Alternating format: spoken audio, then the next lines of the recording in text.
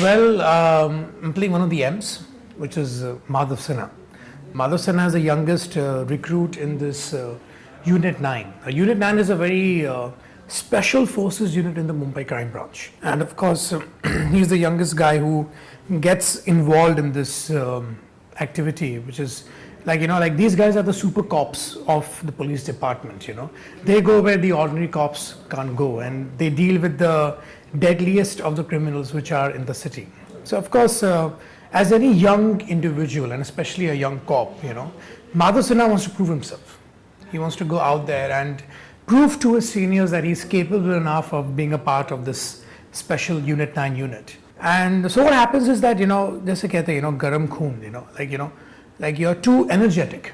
You don't think twice before you do something. So Madhav Sinha is basically, he wants to learn a lot. He wants to be a part of this unit, but he's sometimes irrational, and he does things without thinking of the consequences. And then how in the crux of the film, how in the story of the film, Madhav Sinha's character keeps on changing because he keeps on understanding, and how the graph changes from being completely impulsive to being understanding.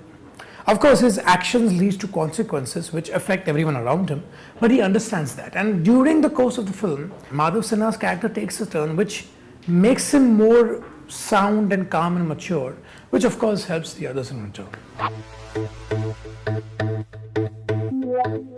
It's been a dream come true because he's Mithun Chakravarti. He's the actor, the persona, the star, the legend, whichever name you call him. And in the other side, he's my father. So, it's like a coming of age story for the son, that finally he gets to be man enough to work with his own father. And yes, it's been a wonderful experience because I've always seen his films, but I never worked in them, and finally I'm getting a chance to do that. So yes, it was a nerve-wracking experience working with him, but in the same time, quite of an eye-opening experience to take in. Yes, it's my home production, but does not give me the freedom to do whatever I want, And my mom and dad have always been very professional people. When it came to being on the sets as an actor, I was only an actor. It wasn't like it meri picture hai, so I can do whatever I want. No, there was money involved, there's time involved, other people's dates are involved, so everything was included. So I couldn't be the guy who was apart just because it's my film.